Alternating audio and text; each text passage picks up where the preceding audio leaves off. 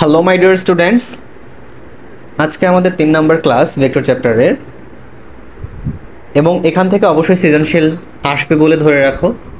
এবং সৃজনশীল যদি নাও আসে, কোনো কারণে মিস যায়, তবুও আজকে যে 3টা টপিক আমরা শিখবো সেটা তোমার অন্যান্য চ্যাপ্টারেও কাজে লাগবে। তাদের ভেক্টরের কমপ্লিট কনসেপ্ট জানতে হলে অবশ্যই তোমাকে তৃতীয় ক্লাসটি করতে হবে, এবং তৃতীয় ক্লাসটি করার আগে অবশ্যই নাম্বার 1 এবং নাম্বার 2 ক্লাসটি না করে আসলে তুমি কিন্তু এটা তেমন বুঝতে পারবে না। সো পরে আমাকে দোষ দিও না, আগেই তুমি 1 এবং 2 নাম্বার ক্লাসটি দেখে আসো, তাহলে দেখবে এই ক্লাসটি তোমার অনেক মজা লাগবে এবং তুমি বোর্ড ফিল করবে না, এটা আমি তোমাকে গ্যারান্টি দিচ্ছি। এবং আমি আমার ভিডিওটিতে 2টি কালার ইউজ করেছি। কোন কালারটি তোমাদের পছন্দ হয়েছে এবং কোন কালারটি তোমাদের চোখের বিরক্তির কারণ হয়েছে সেটা একটু কষ্ট করে আমাকে জানিয়ে দিও। আর যদি দুটির একটুও ভালো না লাগে, অর্থাৎ আগের ব্যাকগ্রাউন্ড অর্থাৎ হোয়াইট অ্যান্ড ব্ল্যাক সেটাই ভালো থাকে, তাহলে আমাকে সেটা একটু কষ্ট করে জানিয়ে দিবে। তো আজকে আমাদের টপিক হচ্ছে 3টা। প্রথম টপিকে আমরা শিখব যে যখন দুটি ভেক্টরের মান দেওয়া থাকবে তখন কিভাবে তাদের যোগফল এবং বিয়োগফল বের করতে হবে, অর্থাৎ লব্ধি বের করতে হবে, এবং সাথে সাথে আনুষঙ্গিক যতগুলো অবজেক্টিভের জন্য যে সমস্ত কথা জানা প্রয়োজন সেগুলো বলে দিব, এবং সিকিউতে কোন ধরনের কোশ্চেন আসে সেটাও বলে দিব। এবং 2 নম্বর টপিকে হচ্ছে রাশি দেওয়া থাকলে কিভাবে আমরা ভেক্টরের যোগফল বা বিয়োগফল বের করব, এবং 3 নম্বর হচ্ছে আমরা লম্ব অভিক্ষেপ কিভাবে বের করব। জাস্ট এই 3টা টপিকে আজকে আমরা আমাদের ক্লাসটি শেষ করব। তো আমাদের প্রথম টপিক ছিল মান দেওয়া থাকলে কিভাবে আমরা লব্ধির মান এবং দিক নির্ণয় করব। অর্থাৎ যদি ভেক্টরের মান দেওয়া থাকে, দুটি ভেক্টরের মান যদি দিয়ে দেয়, সেক্ষেত্রে তাদের লব্ধির মান কত হবে এবং ডিরেকশন বা দিকটা কত হবে। তাহলে দেখো এখানে যে চিত্রটা দেখানো হচ্ছে, এই চিত্রে এবি বরাবর একটি ভেক্টর পি, যার মান এখানে 4 নিউটন দেওয়া আছে। আবার দেখো এসি বরাবর একটি ভেক্টর রাশি কাজ করছে, যার মান হলো 3 নিউটন।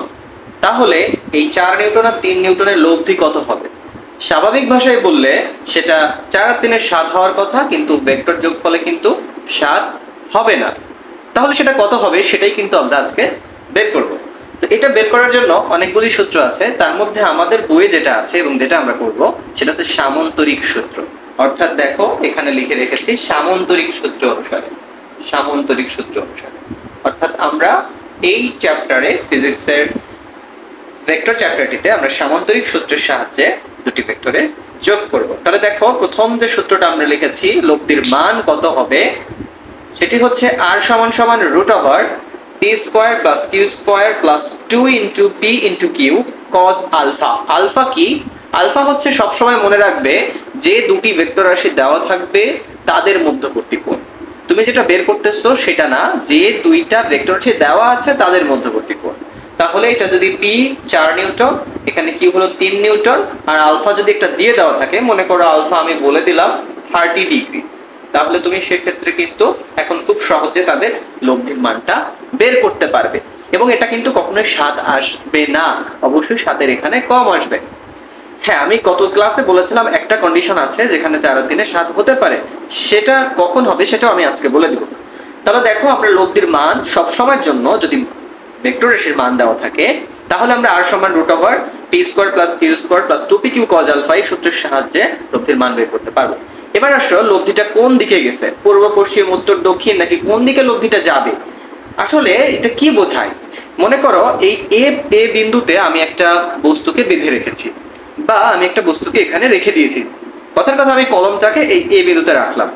কোন একজন ব্যক্তি এবি বরাবর t সমান 4 নিউটন বলে টানছে কলমটাকে, এবং এসি বরাবর q সমান 3 নিউটন বলে কলমটাকে টানছে। তাহলে কলমটাকে এই দিকে যাবে নাকি এই দিকে এসি বরাবর যাবে? সে কোনো দিকেই যাবে না, সে এবি এবং এসি এর মধ্যবর্তী কোনো একটা স্থান দিয়ে যাবে। এখন তুমি বলতে পারো মধ্যবর্তী স্থান মানে কি ঠিক মাঝখান দিয়ে যাবে? না, এটা বলা যাবে না। এটা কিসের উপর নির্ভর করে? তাহলে যার মানটা বড় তার দিকে যাবে। কেন? কারণ সে তো বেশি বল প্রয়োগ করেছে। তাহলে এখানে সমান বন্টন তো হবে না। সমান বন্টন কখন হবে? যখন দুইটা বলই সমান হবে, তখন তুমি চোখ বন্ধ করে বলে দিবা যে ঠিক মাঝখান দিয়ে চলে যাবে। কিন্তু এটা রেয়ার কেস, অর্থাৎ অনেকগুলা ঘটনার মধ্যে একটা ঘটনা হতে পারে যে দুটি বলই সমান, তখন লব্ধিটা হবে তাদের ঠিক মাঝখান বরাবর, এবং সেই মানটা কত হবে সেটা তুমি এই সূত্রের সাহায্যে বের করে নিতে পারো। √p² + q² + 2pq cos আলফাতে তখন p এবং q এর মান বসিয়ে দিবে এবং আলফার মানটি বসিয়ে দিবে। এখন আসো যে তাহলে আমরা দিক বলতে কি বুঝতেছি। দিক মানে হচ্ছে লব্ধিটা, অর্থাৎ এই কলমটা কোন দিকে যাচ্ছে। এটা আমি কি বলবো? আমি বলতে পারি যে p এর সাথে 15 ডিগ্রি কোণ করে কি 10 ডিগ্রি কোণ করে সে সামনের দিকে যাচ্ছে, অথবা আমি কিন্তু বলতে পারি কিউ এর সাথে 15 বা 20 ডিগ্রি কোণ করে সে সামনের দিকে যাচ্ছে। তাহলে এখন এই যে ডিরেকশন বা দিক বলতে আমরা মূলত কোণ বুঝে থাকি। তো সেই কোণটা বের করার জন্য দেখো আমরা এখানে দুইটা সূত্র লিখেছি, θ1 এবং θ2। দুইটা কেন? কারণ আগেই বলেছি লব্ধির দিক দুইটা হতে পারে, একটা পি বলের সাথে একটা কিউ বলের সাথে। একটু চিত্রে খেয়াল করো তো, এই যে লব্ধি আর, এই লব্ধি আরটা দেখো পি বলের সাথে একটা কোণ তৈরি করেছে না? এই কোণটাকে আমরা দেখো θ1 নাম দিয়েছি। আবার সেম লব্ধি কিউ বলের সাথে দেখো একটা কোণ তৈরি করেছে, সেটাকে আমরা Q2 নাম দিয়েছি। তাহলে Q1 এবং Q2 বের করার জন্য দেখো একই রকম ফর্মুলা রয়েছে দুইটা। আর ফর্মুলার দিকে খেয়াল করে দেখবে θ1 লেখা আছে tan inverse Q sin alpha divided by P plus Q cos alpha. এখন তুমি সূত্রটা মুখস্থ করবে কি করে বা মনে রাখবে কি করে? তো সেটার জন্য আমি তোমাকে একটা সহজ টেকনিক শিখিয়ে দিই। সেটা হচ্ছে তুমি যে লব্ধির দিক বের করতে চাচ্ছ কোন বলটার সাথে, সেটা আগে ফিক্সড করো। তুমি কি 4 নিউটনের সাথে বের করতে চাচ্ছ লব্ধির দিক, নাকি 3 নিউটনের সাথে বের করতে চাচ্ছ? এইটা তোমাকে আগে শিওর হতে হবে বা তোমার এইটাকে ফিক্স করতে হবে। তো ধরে নিলাম তুমি এইটার সাথে বের করবে, অর্থাৎ পি যে বলটা আছে তার সাথে বের করবে। তাহলে প্রথমেই নিবে যেটার সাথে বের করবে তার অপোজিটে যে মানটা থাকবে, অর্থাৎ কিউ এর মানটা শুরু হবে প্রথমে এবং সাইন আলফা। তাহলে প্রথমে কোনটা দিয়ে শুরু হবে? যেটার সাথে বের করতেছি তার অপোজিট যে বলটা দেওয়া আছে সেই বলের মান into sine alpha divided by উপরে যে বলটা দিয়ে শুরু করেছো তার অপোজিট বল অর্থাৎ পি বল প্লাস কিউ এর কজ আলফা। অর্থাৎ সাইন আলফা কজ আলফা সব সময় তাদের পজিশনটা ঠিক রাখবে, সাইন আলফা উপরে থাকবে, কজ আলফাটা নিচে থাকবে। শুরু হবে কোন বলটা দিয়ে যার সাথে তুমি কোণ বের করতেছো তার অপোজিটটা দিয়ে। তুমি θ2 দেখলে বুঝতে পারবে, দেখো θ2 যখন বের করতেছো আর এর সাথে কিউ এর কোণ, তখন দেখো শুরু হবে কি দিয়ে? পি দিয়ে। এই জন্য দেখো উপরে পি আছে, তাহলে উপরে যেহেতু পি আছে নিচে কিউ দিয়ে শুরু হয়েছে, আর সাইন আলফা কজ আলফা তাদের পজিশন সেম রেখেছে, তার মানে একই রকম। এখন দেখো প্রশ্ন করতে পারো দুইটাই কি লাগবে কিনা? না, দুইটাই লাগবে না, তুমি যে কোনো একটা শিখো। তুমি যে কোনো একটা ভালো করে আগে শিখে রাখো। তুমি θ1 যদি বের করতে পারো, অর্থাৎ পি এর সাথে কোনটা বের করতে পারো, তাহলে আমরা 3 নাম্বার যে ফর্মুলাটা লিখেছি এটার সাহায্যে আমরা বাকিটাও বের করতে পারি। একটুখানি খেয়াল করো, দেখো এখানে যে θ1 আর যে θ2 আছে তাদের যোগফলটাই কিন্তু পি এবং কিউ এর মধ্যবর্তী কোণ আলফা। এটা যদি সত্য হয় এবং তুমি যদি θ1 বের করতে পারো, তার মানে টোটাল যে কোণ দেওয়া থাকবে আলফা, সেই আলফা থেকে তুমি θ বিয়োগ করে দিবে, θ1 বিয়োগ করে দিবে, তাহলেই তুমি θ2 পেয়ে যাবে। অর্থাৎ আর এর সাথে কিউ এর মধ্যবর্তী কোণ পেয়ে যাচ্ছ। তখন কিন্তু আলাদা করে সূত্র বসাতে হচ্ছে না। যদি সূত্র বসিয়ে করতে পারো তাহলে তো ভালো, সেক্ষেত্রে তুমি সরাসরি মানটা পেয়ে যাচ্ছ। আচ্ছা, এরপরে আসো, তাহলে আমরা লব্ধি বের করতে হবে কোন সূত্র দিয়ে এবং তার দিক কিভাবে বের করতে হবে সেটা কিন্তু শিখে ফেললাম। এবং এটা শুধুমাত্র এই চ্যাপ্টারের জন্য না, আমরা যখন সেকেন্ড পেপারে যাব স্থির তড়িতে, তখনও দেখবো যে এই ছোট্ট সূত্রটা অনেক বড় ভূমিকা সেখানে রয়েছে। সুতরাং এই ভেক্টর চ্যাপ্টারের শুরুই হচ্ছে তোমার এই সূত্রগুলা দিয়ে, সেগুলা খুবই ভালো করে মনোযোগ দিয়ে একটু মুখস্থ করবে। এবং মনে রাখার টেকনিকটা আমি বলে দিলাম, আমার টেকনিকটা মনে রাখবে, যার সাথে কোন তার অপোজিট যে রাশিটা থাকবে, যে ভেক্টরটা থাকবে সেটা দিয়ে শুরু করবে, তাহলে তোমার অনেকটা সহজভাবে মনে থাকবে। আচ্ছা দেখো, এখানে 4 নম্বরে লিখেছি যে যদি পি এর মানটা কিউ থেকে বড় হয়, দেখো ঠিক উদাহরণে কিন্তু তাই দেওয়া আছে, পি এর মানটা কিউ থেকে বড় দেওয়া আছে। তাহলে কি বলা আছে দেখো তো, θ1 টা কি হবে? ছোট হবে, আর θ2 বড় হবে। এটার মানে কি? এটার মানে হচ্ছে পি এর মান যখন বড় হবে তখন লব্ধি কি হবে? পি এর দিকে বেঁকে থাকবে, আর পি এর দিকে যদি লব্ধিটা বেঁকে থাকে তখন এই কোণটা ছোট হবে আর ওই লব্ধির সাথে বাকি কোণটা বড় হয়ে যাবে, অর্থাৎ θ2 বড় হয়ে যাবে। দেখো উল্টা, পি বড় তাহলে θ1 বড় হয়নি। কেন? কারণ পি বড় মানে হলো লব্ধিটা তার দিকে বেঁকে থাকবে, অর্থাৎ θ1 ছোট হয়ে যাবে, θ2 বড় থাকবে। তাহলে এটা কিন্তু অবজেক্টিভের জন্য লাগবে।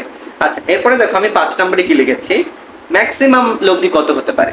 দেখো এখানে 4 আর এখানে 3, তাহলে এদের লব্ধি কি কখনো একটা মানই আসবে? না, একটা মান আসবে না, অসংখ্য মান আসতে পারে। এটা নির্ভর করবে যে তুমি এদের মধ্যবর্তী কোণ কত দিয়েছো। তুমি দিয়েছো বলতে কোশ্চেনে কত দেওয়া আছে, 10 ডিগ্রি, 20 ডিগ্রি, 30 ডিগ্রি, অর্থাৎ প্রত্যেকটা কোণ চেঞ্জ করলে লব্ধি চেঞ্জ হবে।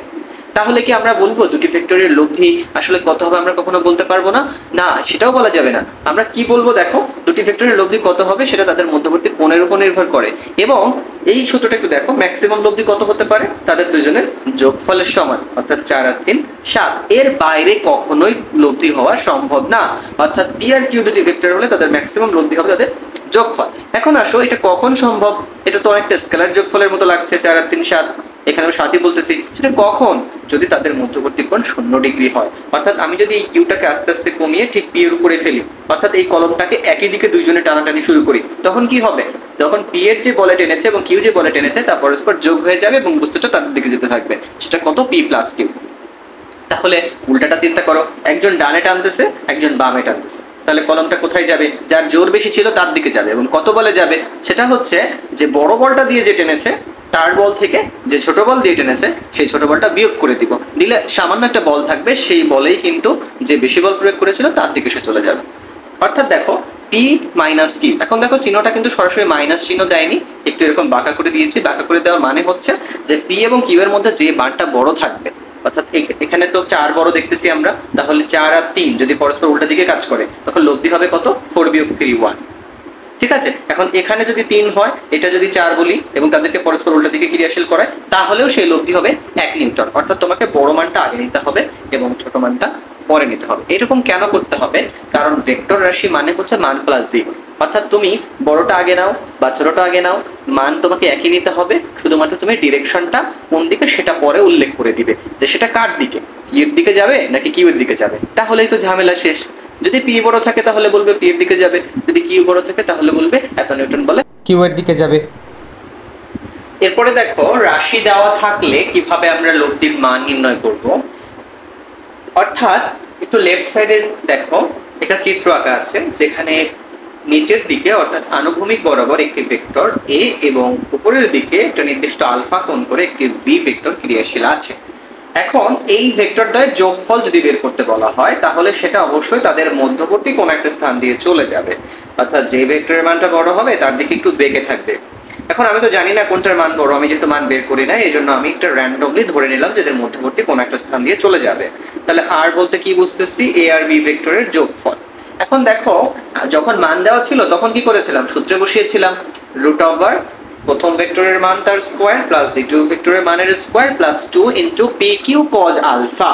এখন এটাতে সমস্যা দেখো, এই ভেক্টরের কিন্তু সরাসরি মান বলে দেওয়া নাই, এইটারও মান বলে দেওয়া নাই, মাঝখানের কোনো কোণ দেওয়া নাই। তাহলে তুমি কিভাবে লব্ধির মান বের করবে? এখন এটা করার জন্য দুইটা নিয়ম আছে। আমি প্রথমে বড় নিয়মটা বলছি। দেখো বড় নিয়মটা হচ্ছে, তুমি যদি আগের নিয়ম দিয়েই করতে চাও, root over P square plus Q square যে ফর্মুলাটা ছিল সেটা দিয়েই করতে চাও, তাহলে কিন্তু ভ্যালু দরকার, অর্থাৎ এই রাশিটার ভ্যালু বের করতে হবে। এখন ভ্যালু কিভাবে বের করবা? ভ্যালু বের করা কিন্তু আমি শিখিয়েছি, তুমি যদি না জেনে থাকো আমার যে প্রিভিয়াস ক্লাসটা আছে সেটা দেখে নিবা, যে আমরা কিভাবে একটা ভেক্টর রাশির মান বের করি। আমি আবারও বলে দিচ্ছি, root over ax square plus ay square plus az square. কারণ এটা করলেই কিন্তু আমরা এই যে ভেক্টর রাশিটার ভ্যালু পেয়ে যাব, যে একটা সিঙ্গেল সংখ্যাতে ভ্যালু চলে আসবে, যে 5 নিউটন কি 10 নিউটন একটা সংখ্যা চলে আসবে। একইভাবে তুমি কিন্তু বিটাও বের করে নিতে পারবে। তারপরে দেখো আমরা কিন্তু ওই সূত্রে চলে যেতে পারতাম, যে রুট ওভার এই যে a square plus b square plus 2 into ab cos alpha. সমস্যাটা বেঁধে গেল এখানে যে আলফা তো দেওয়া নাই, তাহলে তুমি কষ্ট করে এ বের করলা এবং বি বের করলা, তোমার তো কোনো লাভই হলো না, কারণ তুমি তো আলফার মানটাই জানতেছো না। তাহলে তুমি কি করবে? সেক্ষেত্রে তোমাকে আবার তাহলে আলফাটাও বের করে নিতে হবে। এখন বলতে পারো আলফা কি বের করা সম্ভব? হ্যাঁ, আলফা বের করা অবশ্যই সম্ভব, সেটা হচ্ছে ডট গুণনের সাহায্যে। আমরা তো এখন ডট গুণনে যাই নাই, এই জন্য আমরা এখন এই নিয়মটা স্কিপ করতেছি। তবে আমি অবশ্যই পরে সেটি দেখিয়ে দিব, তখন আমরা আলফাটা বের করতে পারলে আমাদের ওই নিয়মটাও হবে। কিন্তু রাশি দেওয়া থাকলে তুমি অত বড় নিয়মে যাওয়ার কোনো প্রয়োজন নাই, কারণ রাশি দেওয়া মানে সেখানে মান প্লাস দিক দুইটাই দেওয়া আছে, আর মান প্লাস দিক দুইটা দেওয়া মানে খুব সহজে তুমি রাশি থেকে রাশি যোগ করে নিলেই লব্ধি হয়ে যায়। অর্থাৎ দেখো আমি যদি এই ax আর এই bx যোগ করি, তাহলে ax প্লাস bx i এবং i কমন হয়ে যায়। তাহলে এই পাশে দেখো আমাদের যে 8 নাম্বার যে ফর্মুলাটা রয়েছে, দেখো ax প্লাস bx i। এবার তুমি ay এর সাথে by যোগ করবে, তাহলে ay প্লাস by যেটা কমন থাকলো, আবার এখানে কে দুই পাশে কমন থাকলো, az প্লাস bz বসিয়ে দিলাম। খুবই সহজে তোমার লব্ধির সেই রাশিটা চলে আসলো। এখন যেটা আসলো, এটা কি মান এসেছে? অবশ্যই না, এটা তো কি এসেছে? ভেক্টর রাশি এসেছে, i যে কে রয়েছে। এখন যদি মান বের করতে বলে তাহলে কিভাবে করবে? একটু আগেই তো বলে দিলাম কিভাবে করবে। এই যে i এর আগে যে মানটা আছে সেটার স্কয়ার করবে, j এর আগে যে মানটা পাবে সেটাকে স্কয়ার করবে, k এর আগে যে মানটা পাবে তাকে স্কয়ার করার পরে রুট করে দিবে, তাহলেই হয়ে যাবে। জাস্ট একটা সিম্পল एग्जांपल দেখো, আমি তোমাদের বলেছি আমি প্রত্যেকটা কোশ্চেন চেষ্টা করব রিয়েল লাইফ एग्जांपल দেওয়া। এন্ড মনে করো দেখো এই যে দুটি ভেক্টর রাশি আকারে দেওয়া আছে, এন্ড রাশি আকারে দেওয়া থাকা মানে কি বুঝো? মানে হচ্ছে যে x অক্ষ বরাবর 2 একক, y অক্ষ বরাবর -1 একক এবং z অক্ষ বরাবর +1 একক গেলে ওই এই বিন্দুকে পাওয়া যাবে। তো এটা অনেকটা অবস্থান ভেক্টর থেকে পাওয়া গেছে। তো এই a ভেক্টর আর b ভেক্টরের রাশি দেওয়া আছে, এখন বলেছে যে এদের তুমি r বের করো এবং তার মান বের করো। তো যখন মডুলাস থাকবে তখন মান, আর মডুলাস না থাকলে শুধু রাশিটা বের করবে। তাহলে রাশিটা বের করার জন্য দেখো আমরা জাস্ট সিম্পলি যোগ করে ফেলেছি। দেখো 2 থেকে এখানে -1, অর্থাৎ দুইটা i থেকে একটা i বিয়োগ করলে একটা i থাকে। এখানে দুইটা জে, এখানে একটা জে বিয়োগ হলে একটা জে থাকে, তিনটা আর একটা চারটা কে থাকে। এবং জাস্ট আমরা পরবর্তীতে মান কি করেছি, রুট করে দিয়েছি 1 স্কয়ার এবং 4 স্কয়ার করার পরে আমরা রুট ওভার 18 বা রুট 18 পেয়েছি। এটাই অ্যান্সার। অর্থাৎ রাশি বললে এই পর্যন্ত, মান বললে এই পর্যন্ত, জাস্ট দুইটা লাইনেই উত্তর। কিন্তু আমরা যদি আগে নিয়মে করতে যাইতাম, প্রত্যেকটা এ এর মান বের করতাম, বি এর মান বের করতাম, তারপরে আলফা বের করতাম, দেন আমি লব্ধি দিয়ে যেতাম, আমার কিন্তু অনেক সময় লাগতো এবং এই অঙ্কটা অত মার্কসের জন্য দিবে না। সুতরাং তুমি এটা চেষ্টা করবে রাশি টু রাশি থাকলে শুধুমাত্র তাদের যোগ করে দেওয়া, তাহলেই যোগফল বের হয়ে যাবে। মান বের করতে বললে তুমি মডুলাস করে ফেলবে, অর্থাৎ রুট ওভারের যে ফর্মুলাটা আছে সেখানে চলে যাবে। এখন দেখো আমি 9 নম্বরে যেটা লিখছি, যদি বিয়োগ করতে বলে তাহলেও তো সোজা, তুমি জাস্ট বিয়োগ করে দাও। অর্থাৎ এ থেকে এই যে রাশিটা আছে, রাশি থেকে বি রাশিটা বিয়োগ করে দাও, তাহলে আই আই কমন নাও, x মাইনাস বিএক্স। এই যে দেখো x minus BX into I, A Y minus B Y into J, A Z minus B Z into K. এবং যদি ভ্যালু বের করতে বলে তাহলে সেম সূত্র, রুট ওভার এটা স্কোয়ার প্লাস জে এর সহগের স্কোয়ার প্লাস কে এর সহগের স্কোয়ার। এখন দেখো ঠিক সেম অঙ্কটাকে যদি বিয়োগ করতে বলতো, এ থেকে বি বিয়োগ করতে বললে 2i থেকে যদি তুমি একটা মাইনাস আই বিয়োগ করতা, 2i থেকে তুমি মাইনাস আই বিয়োগ করতেছো, তাহলে কি হবে, মাইনাস আই প্লাস হয়ে যাবে না? দেখো আমরা যখন 2 থেকে বিয়োগ 1 লিখি, অর্থাৎ দুইটা বিয়োগ থাকলে তো যোগ হয়ে যায়, তাহলে এখানে 2 আর একটা 3টা আই হয়ে যাবে। আবার এখানে দেখো মাইনাস আই মাইনাস জে থেকে মাইনাস 2 জে হবে, অর্থাৎ মাইনাস 3 জে আসবে, অর্থাৎ স্বাভাবিক বিয়োগফল। এই বিয়োগফল তো যে কেউ করতে পারে। তো দেখো এই কে থেকে 3টা কে বাদ দিব, তাহলে একটা থেকে 3টা বাদ দিলে কয়টা থেকে, মাইনাস 2টা থেকে। তো আমরা সেটা লিখেছি। এরপরে যেহেতু ভ্যালু বের করতে বলা হয়েছে সেহেতু আমি রুট দিয়েছি এবং রুট দেওয়ার পরে আই এর সহগ, জে এর সহগ এবং কে এর সহগগুলোকে স্কয়ার করেছি। এখন দেখো এখানে একটা ব্যাপার আছে, এই যে 3 এর আগে মাইনাস আসছে, এখন তাহলে কি তুমি এখানে মাইনাস 3 স্কয়ার লিখবে কিনা? হ্যাঁ লিখতে পারো, সেক্ষেত্রে মাইনাস 3 ব্র্যাকেটের মধ্যে নিয়ে হোল স্কয়ার, অর্থাৎ সেটা আবার প্লাস হয়ে যাচ্ছে। সুতরাং এই মাঝখানে চিহ্ন কিন্তু অলওয়েজ প্লাসই থাকবে, এখানে মাইনাস থাকুক বা প্লাস থাকুক সেটা কিন্তু কোনো ইফেক্ট করছে না। অর্থাৎ দেখো এখানে কিন্তু অ্যান্সার চলে এসেছে রুট 22। এখন দেখো আমি তোমাকে আরেকটা চিত্র দিয়ে বোঝানোর চেষ্টা করি। দেখো ঠিক আগের চিত্রটাকে আমি একটু সিম্পল করার চেষ্টা করেছি, এ ভেক্টর বি ভেক্টর, তাহলে তাদের লব্ধি যদি তুমি যোগফল বের করতে তাহলে এভাবে চলে যেত, যেটাকে আমরা বলতাম এ প্লাস বি অর্থাৎ আর ভেক্টর। এখন এ মাইনাস বি তাহলে কি, এ মাইনাস বি মানে হলো জাস্ট বিটা উপরের দিকে ছিল, এখন বিটা নিচের দিকে দেওয়া, উল্টা করে দেওয়া, 180 ডিগ্রি অ্যাঙ্গেলে ঘুরিয়ে দেওয়া মানেই হলো সেটা বিপরীত হয়ে যায়। তাহলে দেখো এখন এটা হলো এ ভেক্টর, এটা হলো মাইনাস বি ভেক্টর, তাহলে এই ভেক্টর আর এই ভেক্টরের লব্ধিটাই কি হবে, এ ভেক্টর আর এই যে মাইনাস বি ভেক্টর, অর্থাৎ এ ভেক্টর আর মাইনাস বি ভেক্টরের যে লব্ধি সেটা আসবে কত, এ মাইনাস বি, এবং সেটার ডিরেকশন হবে কোন দিকে, এ এবং মাইনাস বি এর মধ্যবর্তী কোন একটা স্থান দিয়ে। অর্থাৎ এই যে ভ্যালুটা সেটা কিন্তু আমরা এখন বের করতে ফেলেছি বা বের করতে পেরেছি। তাহলে আমরা এখন আমাদের নেক্সট টপিকে চলে আসি। তার আগে এই টপিক সংক্রান্ত এই কুইজটা তোমরা সমাধান করে আমাকে কমেন্টস করতে পারো বা আমাকে পাঠাতে পারো। তুমি কমেন্টস করে দিলে আমি বুঝতে পারবো তুমি ভিডিওটি দেখেছো এবং তুমি সম্পূর্ণটি বুঝেছো, এবং তুমি যদি না বুঝতে পারো আমাকে জানাবে, আমি অবশ্যই আমার ভিডিওর ইমপ্রুভমেন্ট করার চেষ্টা করব। আর আমার হাতে লেখার উপর বেশি জোরদার দিবে না, কারণ আমার হাতে লেখাটা যথেষ্ট খারাপ। আমি কি বলছি সেটা একটু মনোযোগ দিয়ে শুনবে, তাহলে আশা করি তোমার আর কোনো সমস্যা হবে না। এবং আমি কোনো কিছুই বাদ দিব না, ভেক্টর চ্যাপ্টারে যতগুলা কোশ্চেন তোমার এখন পর্যন্ত বোর্ড কোশ্চেনে এসেছে, ইভেন যেটা আমি এখানে দিয়েছি এইটা তোমার একটা বোর্ড কোশ্চেনে এসেছিল সৃজনশীলের গ এবং ঘতে, তো সেখানে তোমার যে কোনো একটা হবে, গ অথবা ঘতে হবে, এবং মানটা হয়তো আলাদা আছে, কিন্তু এই সেম জিনিসই ছিল যে তোমার এ প্লাস বি এবং এ মাইনাস বি বের করতে বলেছে। অর্থাৎ দেখো এ ভেক্টরের মান এবং বি ভেক্টরের মান দেওয়া আছে, তুমি এখন যোগফল বের করো, তার মানও বের করো, এবং বিয়োগফল যে রাশিটা আসে সেই রাশিটা বের করো, এবং তার হচ্ছে ভ্যালু বের করো। এখন এক্ষেত্রে তুমি এ প্লাস বি ভেক্টর বের করতে বলা হয়েছে। দেখা যাচ্ছে এ প্লাস বি ভেক্টর নির্ণয় করা সম্ভব নাও হতে পারে, কারণ এখানে তো রাশি আকারে দেওয়া নাই। যদি নির্ণয় করা সম্ভব হয় তাহলে সেটা আমাকে জানাবে, আর যদি নির্ণয় করা সম্ভব হয় তাহলেও জানাবে। আর যদি যেটা বের করা যাবে আর কি, আমি এখানে দিয়ে রেখেছি কি কোশ্চেন ভুলও হতে পারে, এখন তুমি সেটা আমাকে সঠিক উত্তরটা বা আমার কোশ্চেনে ভুল আছে কিনা, যদি ভুল থাকে তাহলে সেটাও ধরিয়ে দিবে আর সঠিক উত্তরটা জানিয়ে দিবে। আমরা আমাদের লাস্ট টপিক 3 নাম্বার টপিকে চলে এসেছি। আজকের ক্লাসে এতটুকুই আমরা শিখবো, সেটি হচ্ছে লম্ব অভিক্ষেপ কিভাবে বের করতে হয়। এখন লম্ব অভিক্ষেপ আমি খুবই সহজ ভাষায় তোমাকে বলে দিই, লম্ব অভিক্ষেপের বাংলা হচ্ছে ছায়া নির্ণয় করা।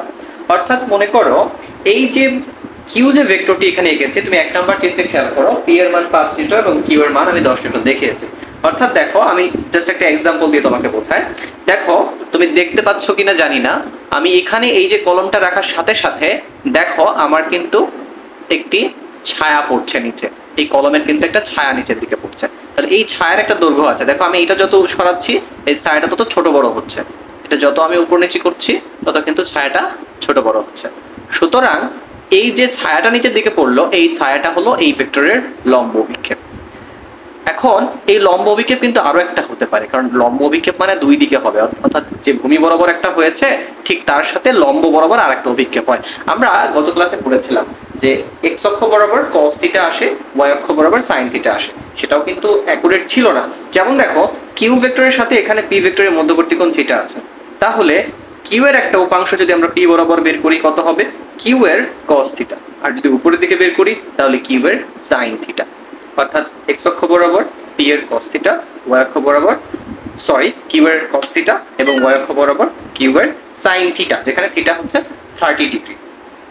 এখন দেখো আমি এখানে কি লিখেছি, পি এর উপরে কিউ এর লম্ব অভিক্ষেপ, তাহলে কার উপরে সেটা তুমি আগে তোমার হাতটা সেই ভেক্টরটার উপরে রাখো। পি এর উপরে কার ছায়া, লম্ব অভিক্ষেপ মানে ছায়া মনে রাখবে, কিউ এর ছায়া। তাহলে কি আসবে, কিউ এর যে উপাংশটা এই পি এর উপরে পড়েছে, কোনটা পড়েছে, আনুভূমিক উপাংশটা পড়েছে, তাহলে কিউ এর cos থিটা। বুঝতে পেরেছো? এবং যদি আমি উল্টা বের করতে বলতাম, কিউ ভেক্টরটির উপরে তোমাকে বের করতে বলতাম যে কিউ ভেক্টরটির উপরে পি এর অভিক্ষেপ বের করো, তাহলে কি হতো, তখন কিন্তু আমরা পি ভেক্টরের ছায়াটা বের করতাম কিউ এর উপরে, তাহলে কি হতো, পি এর cos থিটা, তখন পি এর একটা উপাংশ এইদিকে হতো এবং আরেকটা উপাংশ ঠিক তার লম্ব বরাবর এইদিকে আসতো, সেটা হতো পি এর sin থিটা। অর্থাৎ যেটাই বলুক না কেন লম্ব অভিক্ষেপ মানে কিন্তু cos থিটার সাথে জড়িত। অর্থাৎ তুমি সবসময় চেষ্টা করবে যে এই ভেক্টর বরাবর, যে ভেক্টর বরাবর অভিক্ষেপটা বের করতে বলছে ওই ভেক্টরের উপরে তুমি যে যে ভেক্টরটার অভিক্ষেপ বের করতে বলছে ওই ভেক্টরের একটা উপাংশ বের করে দিবে। তাহলে এখানে 30 ডিগ্রি মানে কি, এই কিউ এর অর্থাৎ 10 cos 30 ডিগ্রি সেটা কিন্তু এই দিক বরাবর পড়বে। তাহলে কিউ এর যে cos 30 ডিগ্রি সেটা কি 5 এর সমান আসবে না, সেটা কিন্তু আমি বলছি না, কারণ সেটা তো পি এর ভ্যালু। কিউ এর cos 30 বলে যাই আসুক না কেন সেই মানটা হচ্ছে কিউ এর একটা লম্ব উপাংশ যেটা কিনা পি এর উপরে এসে পড়েছে, এটাকেই বলছে লম্ব অভিক্ষেপ। ঠিক আছে? তাহলে এখন দেখো আমি এখানে সেটা লিখেছি, পি এর উপরে কিউ এর লম্ব অভিক্ষেপ এবং কিউ এর উপরে পি এর লম্ব অভিক্ষেপ। এখন সংক্ষেপে কিভাবে মনে রাখবে, দেখো আমি সাইডে লিখে দিয়েছি যার অভিক্ষেপ তার cos থিটা।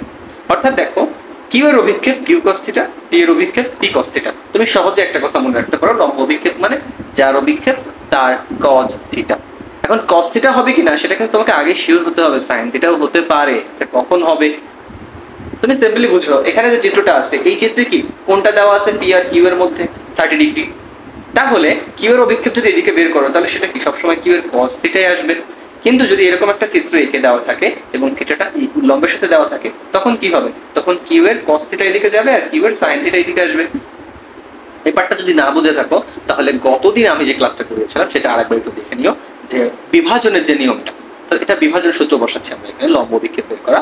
অর্থাৎ আমরা যে বিভাজনটা করেছিলাম লম্ব উপাংশের বিভাজন, সেই একই টপিক এখানে আমরা করছি কিন্তু অন্য নামে শিখতেছি। এখন দেখো 2 নম্বর যে চিত্রটা এঁকেছি সেখানে দেখো লেখা আছে রাশি দেওয়া আছে, অর্থাৎ পি রাশি আর কিউ রাশি, অর্থাৎ ওই যে আই জে কে এর মাধ্যমে দেওয়া থাকবে, তখন তুমি কিভাবে লম্ব অভিক্ষেপ বের করবে, আসলে সূত্র সেম। পি এর উপরে যদি বের করতে বলা হয় তাহলে কিউ এর cos থিটা, আর যদি কিউ এর উপরে পি এর অভিক্ষেপ বের করতে হয় তাহলে পি এর cos থিটা, অর্থাৎ এই মাঝখানে থিটাটা কিন্তু জানতে হবে। তাহলে আগে তুমি থিটাটা বের করে নিবা, নিয়ে তারপরে বের করতে পারো, কিন্তু সেক্ষেত্রে জটিল হয়ে যায়। তাহলে দেখো আমরা এখানে সূত্র লিখে ফেলেছি, কি লিখে ফেলেছি, যদি আমরা পি এর উপরে কিউ এর অভিক্ষেপ বের করি তাহলে যার অভিক্ষেপ তার cos থিটা, তাহলে এখানে লেখা আছে কি কিউ এর লম্ব অভিক্ষেপ তার মানে কিউ এর cos থিটা। এখন কোশ্চেন হচ্ছে থিটা তো দেওয়া নাই, আবার কিউ আমি যদিও বের করতে পারবো, কিউ যেহেতু রাশি দেওয়া আছে তাহলে সেখান থেকে আমরা রুট ওভার আই এর সহগের স্কয়ার, জে এর সহগের স্কয়ার এবং কে এর সহগের স্কয়ার করে কিন্তু কিউ বের করতে পারি, কিন্তু থিটা তো দেওয়া নাই। তাহলে থিটা বের করা আমরা এখন পর্যন্ত আজকের ক্লাস পর্যন্ত আমরা শিখি নাই, তাহলে সেক্ষেত্রে আমরা কিন্তু ওই যে সেকেন্ড যে নিয়মের কথা বলতে চাচ্ছি সেই নিয়মে যাওয়ার দরকার নাই। তাহলে তুমি কি করবা, তাহলে দেখো এখানে আরেকটা সূত্র লিখেছি, এখানে দেখো আমাদের ডট গুণনের ব্যবহার হচ্ছে P dot Q by P, অর্থাৎ যেহেতু কিউ cos থিটা এখানে আছে তো মূলত এই পিটাই লেফট সাইডে ছিল।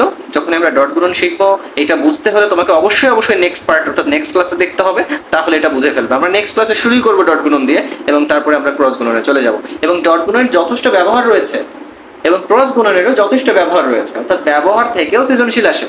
মাঝে মধ্যে ক্রস গুণন এবং ডট গুণনের ব্যবহার থেকে, অর্থাৎ আমরা ডট গুণনের কি কি ব্যবহার আছে সেটা জানতে হবে, ক্রস গুণনের কি কি ব্যবহার করা যায় এবং সেগুলোর অ্যাপ্লিকেশনটা কোথায় হয়, কোন কোন সূত্র তৈরি হয়, সেগুলো কিন্তু আমাদেরকে শিখতে হবে, না হলে কিন্তু কখনোই তুমি ডট গুণন এবং ক্রস গুণন থেকে উত্তর দিতে পারবে না।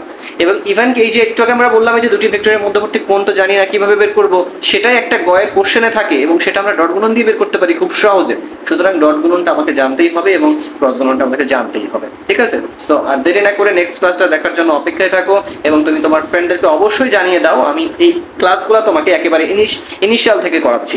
অর্থাৎ একেবারে তুমি যদি জিরো লেভেলে থাকো, তুমি কিছুই জানো না ভেক্টরে, তুমি আমার ক্লাসগুলো দেখলে ইনশাআল্লাহ তোমার ভেক্টরের আর কোনো সমস্যা হবে না, এটার গ্যারান্টি আমি তোমাকে দিচ্ছি। তো আজকে এই পর্যন্তই, ভালো থাকো, আল্লাহ হাফেজ।